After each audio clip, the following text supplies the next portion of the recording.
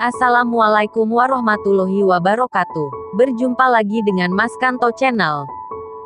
Kali ini Mimin akan mengisahkan beberapa kisah Abu Nawas yang lucu dan syarat dengan makna. Sebelum lanjut silahkan subscribe dulu, like, komen, dan share, agar si empunya channel jadi tambah semangat. Yang sudah subscribe saya doakan rezekinya berlimpah. Amin. Abu Nawas memindahkan masjid. Dikisahkan pada masa pemerintahan Raja Harun al-Rasyid, hiduplah seorang cendekiawan yang sangat cerdik bernama Abu Nawas. Dia adalah orang yang sangat-sangat cerdik. Karena kecerdikannya ia diangkat menjadi penasehat Raja Harun al-Rasyid. Suatu ketika Baginda Raja dan penasehatnya sedang duduk-duduk di teras masjid, sambil berbincang-bincang mengenai rencana Baginda yang akan memperluas bangunan istana. Namun hal itu terkendala oleh letak masjid yang bakal terkena dampak perluasan istana tersebut. Kemudian Baginda Raja pun meminta saran kepada Abu Nawas. Bagaimana pendapatmu hai Abu Nawas? Caranya memindahkan masjid ini, tapi jangan sampai masjid ini rusak. Karena saya suka akan keindahan masjid ini, kata Baginda Raja. Mendapat pertanyaan begitu Abu Nawas pun berpikir sejenak. Begini Baginda, bagaimana kalau Raja membuat sayembara? Barang siapa yang bisa memindahkan masjid ini, Raja akan memberikan hadiah yang besar, ujar Abu Nawas.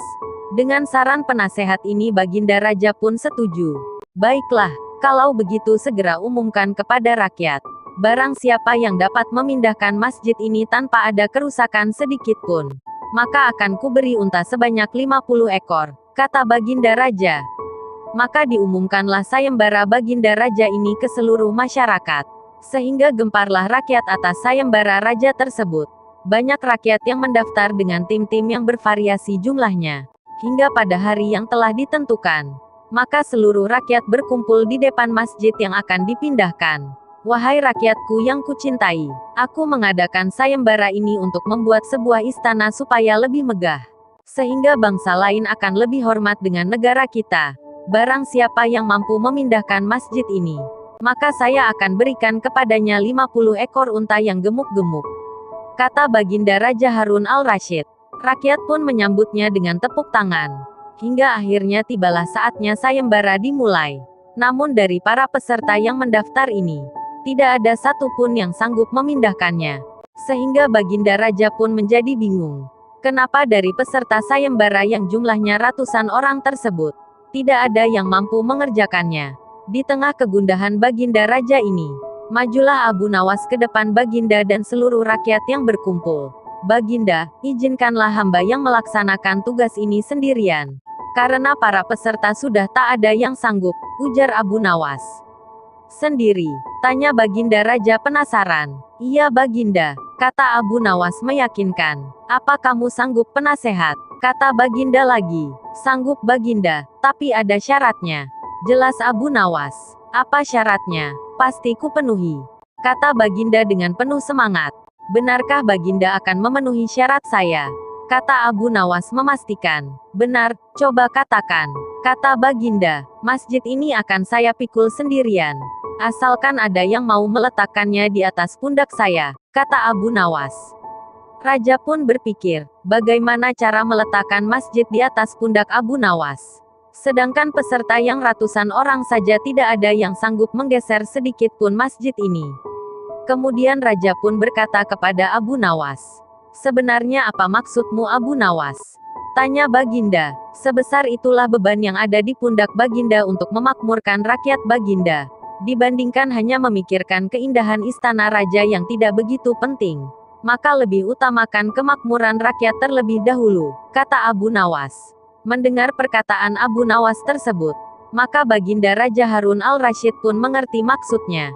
Terima kasih, karena engkau telah mengingatkanku untuk lebih arif dalam memimpin kerajaan ini, kata Baginda Raja kepada Abu Nawas. Kemudian atas perintah Raja, diadakanlah pesta untuk rakyat.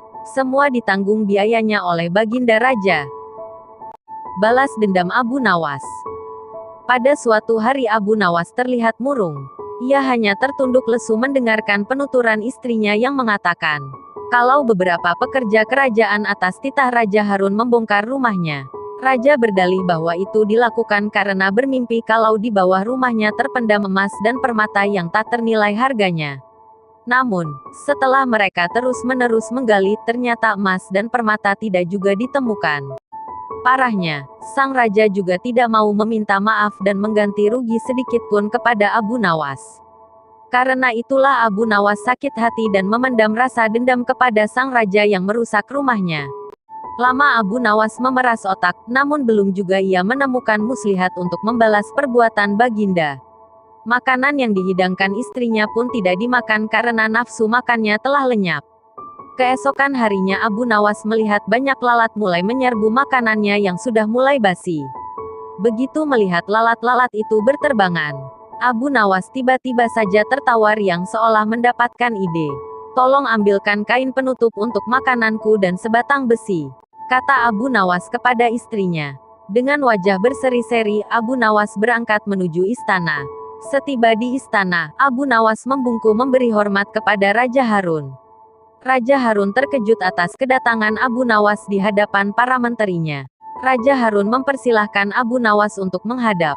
"Ampun tuanku, hamba menghadap tuanku Baginda hanya untuk mengadukan perlakuan tamu-tamu yang tidak diundang. Mereka memasuki rumah hamba tanpa izin dan berani memakan makanan hamba," lapor Abu Nawas. "Siapakah tamu-tamu tidak diundang itu wahai Abu Nawas?" ujar Baginda dengan bijaksana. "Lalat-lalat ini tuanku," kata Abu Nawas sambil membuka penutup piringnya. "Kepada siapa lagi kalau bukan kepada paduka junjungan hamba? Hamba mengadukan perlakuan yang tidak adil ini," ujar Abu Nawas. "Lalu, keadilan yang bagaimana yang engkau inginkan dariku?" tanya Raja Harun penasaran. "Hamba hanya menginginkan izin tertulis dari Baginda sendiri, agar hamba bisa dengan leluasa menghukum lalat-lalat yang nakal itu," kata Abu Nawas memulai muslihatnya. Akhirnya Raja Harun dengan terpaksa membuat surat izin, yang isinya memperkenankan Abu Nawas memukul lalat-lalat itu dimanapun mereka hinggap. Setelah mendapat izin tertulis itu, Abu Nawas mulai mengusir lalat-lalat di piringnya hingga mereka terbang dan hinggap di sana-sini. Dengan menggunakan tongkat besi yang dibawa dari rumah, Abu Nawas mengejar dan memukul lalat-lalat itu. Ketika hinggap di kaca, Abu Nawas dengan tenang dan leluasa memukul kaca itu hingga pecah. Kemudian vas bunga nan indah milik sang raja juga ikut terkena pukul dan pecah. Akhirnya hanya dalam beberapa menit saja seluruh perabot istana hancur berkeping-keping. Raja Harun tidak bisa berbuat apa-apa kecuali menyadari kekeliruannya yang telah dilakukan terhadap Abu Nawas dan keluarganya. Setelah merasa puas, Abu Nawas mohon diri. Barang-barang kesayangan Raja Harun banyak yang hancur. Bukan cuma itu saja, raja juga menanggung rasa malu.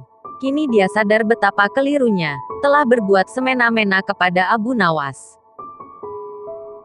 Abu Nawas panen kentang dari penjara. Karena dianggap hampir membunuh Baginda, dengan kekuasaan yang absolut Baginda memerintahkan prajurit-prajuritnya untuk langsung menangkap dan menyeret Abu Nawas untuk dijebloskan ke penjara. Waktu itu Abu Nawas sedang bekerja di ladang. Karena musim tanam kentang akan tiba. Ketika para prajurit kerajaan tiba, ia sedang mencangkul. Dan tanpa alasan yang jelas, mereka langsung menyeret Abu Nawas sesuai dengan titah Baginda. Abu Nawas tidak bisa berkutik. Kini ia mendekam di dalam penjara. Beberapa hari lagi kentang-kentang itu harus ditanam. Sedangkan istrinya tidak cukup kuat untuk melakukan pencangkulan.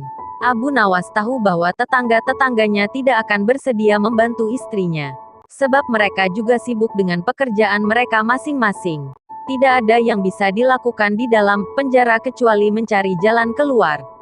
Seperti biasa Abu Nawas tidak bisa tidur dan tidak enak makan. Ia hanya makan sedikit. Sudah 2 hari ia meringkuk di dalam penjara. Wajahnya murung. Hari ketiga Abu Nawas memanggil seorang pengawal. "Bisakah aku minta tolong kepadamu?" kata Abu Nawas membuka pembicaraan. "Apa itu?" kata pengawal itu tanpa gairah. "Aku ingin pinjam pensil dan selembar kertas. Aku ingin menulis surat untuk istriku. Aku harus menyampaikan sebuah rahasia penting yang hanya boleh diketahui oleh istriku saja." Pengawal itu berpikir sejenak, lalu pergi meninggalkan Abu Nawas. Ternyata pengawal itu menghadap Baginda Raja untuk melapor. Mendengar laporan dari pengawal, Baginda segera menyediakan apa yang diminta Abu Nawas. Dalam hati, Baginda bergumam mungkin kali ini ia bisa mengalahkan Abu Nawas. Abu Nawas menulis surat yang berbunyi, "Wahai istriku, janganlah engkau sekali-kali menggali ladang kita. Karena aku menyembunyikan harta karun dan senjata di situ. Dan tolong jangan bercerita kepada siapapun." Tentu saja surat itu dibaca oleh Baginda. Karena beliau ingin tahu apa sebenarnya rahasia Abu Nawas. Setelah membaca surat itu Baginda merasa puas. Dan langsung memerintahkan beberapa pekerja istana untuk menggali ladang Abu Nawas. Dengan peralatan yang dibutuhkan, mereka berangkat dan langsung menggali ladang Abu Nawas. Istri Abu Nawas merasa heran. Mungkinkah suaminya minta tolong pada mereka? Pertanyaan itu tidak terjawab, karena mereka kembali ke istana tanpa pamit. Mereka hanya menyerahkan surat Abu Nawas kepadanya. 5 hari kemudian Abu Nawas menerima surat dari istrinya. Surat itu berbunyi, "Mungkin suratmu dibaca sebelum diserahkan kepadaku. Karena beberapa pekerja istana datang ke sini 2 hari yang lalu. Mereka menggali seluruh ladang kita. Lalu apa yang harus kukerjakan sekarang?" Rupanya istrinya Abu Nawas belum mengerti muslihat suaminya. Tetapi dengan bijaksana Abu Nawas membalas, "Sekarang engkau bisa menanam kentang di ladang tanpa harus menggali, wahai istriku." Kali ini Baginda tidak bersedia membaca surat Abu Nawas lagi. Baginda makin mengakui kecerdikan akal Abu Nawas. Bahkan di dalam penjara pun Abu Nawas masih bisa melakukan pencangkulan. Baginda berpikir sejenak. Kemudian beliau segera memerintahkan sipir penjara untuk membebaskan Abu Nawas.